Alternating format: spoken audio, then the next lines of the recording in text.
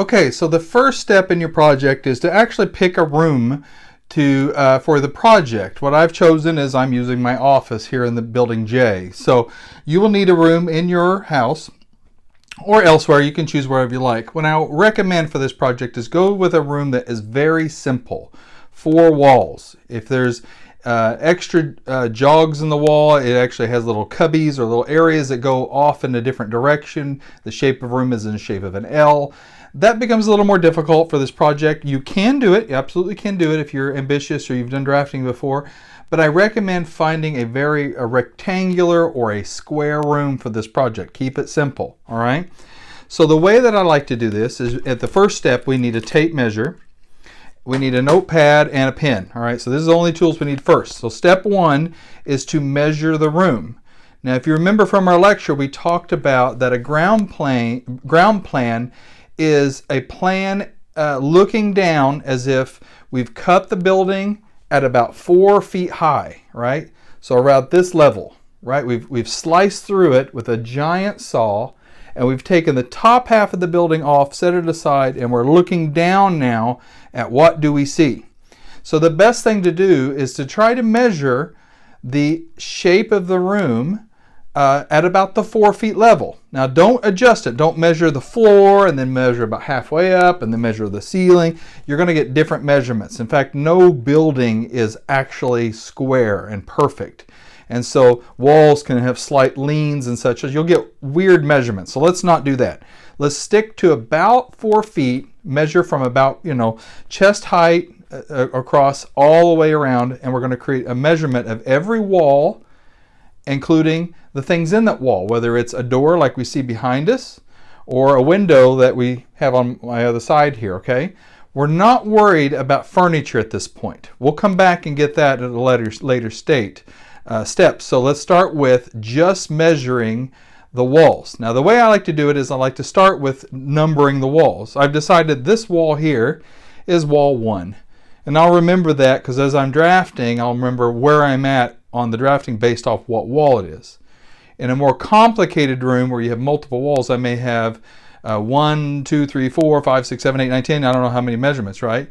If I have a wall that has many shapes to it, it comes across, it goes back, it creates a little cubby. I might choose to go 1, 1A, 1B, 1C. That way I know they're all connected to that side of the room, right? My room's very simple, just a rectangle. So I'm going to measure wall 1 first, then do 2, 3, 4, and such. Now the one things I have to be aware of are these things that stick in them, like the doors and the windows. So not only am I going to take the full width of the wall, I'm going to measure that whole distance and ignore the door at first. I'm then going to go back and measure from the wall, this wall over here, to the corner of the door. So I'm going to measure from this corner here over to where the door actually is connected. So this opening. I'm going to ignore this piece of trim, the frame that goes around it. I don't worry about that. I measure from that wall corner to where the door actually is. Then I measure from the width of the door all the way across, and then from that position all the way to the next corner. So what I'm going to get is 1, 2, 3 measurements that break down and should equal, if I add them up, the full measurement. So I always take 2 measurements whenever I have a door like that. So what I'm going to do is I'm going to start off with the first part of this. I'll do this with you. The first thing to do is to measure the overall wall. All right, so let's do that first. What we're looking at here is the corner of this wall. Here's the one side of the corner, and here's the door we were looking at just a minute ago. I've got my tape measure, and the first thing I want to do is I want to look at my tape measure, and sometimes there'll be a number that tells us how wide the tape measure is. This one here, it's very hard to see. You probably can't see on the video, but it says 3 inches, and it tells me that from the face of this to the back of this is 3 inches. Now that's a great thing to know, because when I take a measurement and I go all the way to the corner, see, I can't go any further. But now I need to be able to read what it is. So whatever I read, whatever mark this lands on right here, I'm going to add 3 inches, and that will give me an accurate number. What I don't want to do is I don't want to take this out and bend it and try to fit it in there and figure out that measurement. That will be very inaccurate. So what we want to do is we want to make sure that we go all the way to that corner and find out what the measurement is here, and then add whatever it said was on the side. Okay, most tape measures, a good something like a Stanley or a Husky or one of these type brand ones, usually have that measurement. Okay, so what I'm going to do is I'm going to take this end. You'll see this will flex a little bit, and that's okay. And I'm going to push it all the way to the other corner of the room at about 4 feet. So this is about waist level. All right, so it's nice and tight in the room. Now, if you got a long room, you might need to get someone in your family to kind of help you. And now I'm going to take this and go all the way to this corner. All right, do you see this? So I'm going to take the moment and lock this off. There's a little locking button on mine that helps me. And if I want to, I can take this away and look at this. And this is 106 inches. And if I look at that, that's also 8 feet 11 or 10 inches. 8 feet 10 inches. But don't forget, we got to add the 3. So 8 foot 10, 11, 12, 9 feet 1 inch. So what I'm going to mark down on my paper is that wall number 1 is 9 feet dash 1 inch. I want to get in the habit of that. Remember, we said always the feet with a single dash, a line, and then whatever the inches are. All right. So that's the overall. All right. So overall, that's the overall length of that wall. So now I need to find out all the other parts. So the first thing I'm going to do is measure from the wall to where the door is. That's right along the hinge. You can just find where that hinge is, and that line should split between the hinge. This gray part, this is the framing of the door, and I don't care about that. I'm not going to worry about that because that doesn't affect the shape of the room. This is decorative. So we're going to do the same thing. We're going to take our tape measure. This time I'm going to take this end. I'm going to put it in against the wall, hold that, and I'm going to read this right at that line. Well, this just happens to be 4 and 1/4 inch. 4 and 1/4 inch. All right. So we're going to go 4 and 1/4 inch. That's our first measurement. So I'll make a little line here, and I like to almost do my little drafting or my dimensions right here. So if you look, you'll see I have 4 and 1/4 inch from here to here. Now, this is the next one I need to do is what is the door. So this I'll write in here, door. Just so that I know that between these two marks, what I'll do for that one. So here's what we'll do. We'll start at that same mark. We'll take this. We're going to put it in there on the edge of the door. And now I'm going to measure over. Let's see if we can adjust you a little bit. To the other side of the door. Well, that says 3 feet. And that makes sense. This is called a 3-0 door. So this is a 3-foot door. So that's the next one. So on my mark here, I wrote door. So this is 3 feet 0 inches. And again, I want to practice my dimension lines. So we have our little corner bit of wall is only 4 1/4 inch. And then we have a 3-foot door. Now our third position is a lot longer. Now on my wall, there's things like a thermostat and a light switch. I'm not concerned with that right now. What I'm going to do is, let me adjust you a little bit more.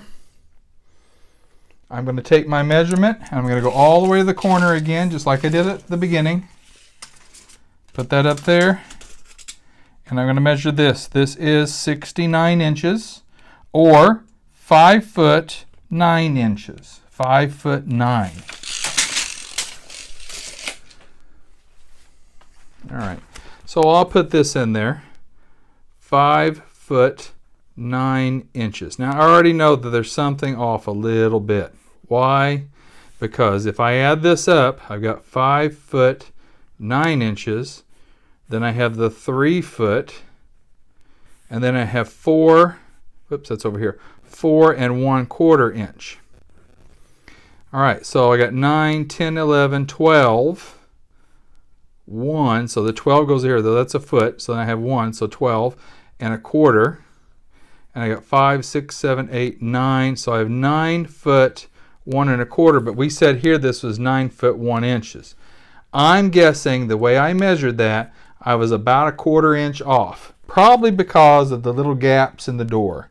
So what I'm going to trust is I'm actually going to trust this measurement and add the 1/4 up here for my overall. All right?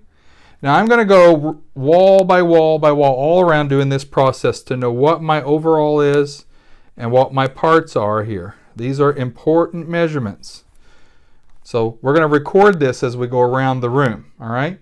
So we'll go from there. Okay, so I've gone all the way around the room.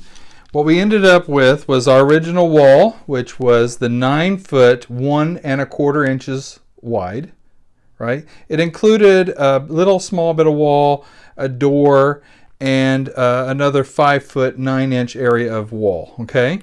I went to wall 2. I did the same process, right? So I started off with the overall wall. I used a little method with the tape measure to add the 3 inches. And what I came up with was 12 foot, 8 1/4, all right? I did a slightly different method here this time. So in this case, what I did was I started my measurement off the corner and I measured to the edge of the window. In this case, it was 3 foot, 4 inches. So from the corner of the wall to the window was 3 foot 4. I took that same base point and I measured to the other end of the window, and that gave me 9 foot, 1/2 inch. And then I measured from this same point all the way to the very end of the wall, the corner of the room, and I got 12 foot, 8 1/2. Now that was 12 foot, 5 1/2, but I added my 3 inches. That's how I got the 8 1/2. So that's what that measurement was, all right? So that was a slightly different method than the first way. I used the same base point for every measurement so that I had a better accurate measurement. You see before, the first one we were about 1/4 of an inch off. This one nailed it. Now one thing to remember is, you probably heard this term before, measure twice, cut once. Well, in this case, we're measuring twice and writing down once. That way we get the same measurements and the measurements are accurate. So we take the same measurement 2 times just to verify each of these measurements to make sure we're accurate. My third wall had no obstructions. There were no windows, no doors, anything in it. The overall measurement, guess what? 9 foot, 1/4 inch, 1 1/4 inch, the same as the other wall. So these are parallel to each other. They're opposite in the room. The door is that direction, and this wall is this direction. They're opposite. So it makes sense that they're the same measurement. The fourth wall, which is opposite my window wall, guess what? 12 foot, 8 1/2 inches, exactly the same as the window. So my room is very square, all right? It worked out really well. So there's the first part. I've got all of my doors and all my windows and all my wall links all recorded. That way I don't have to go and do individual. Now I can take my data to go to my board.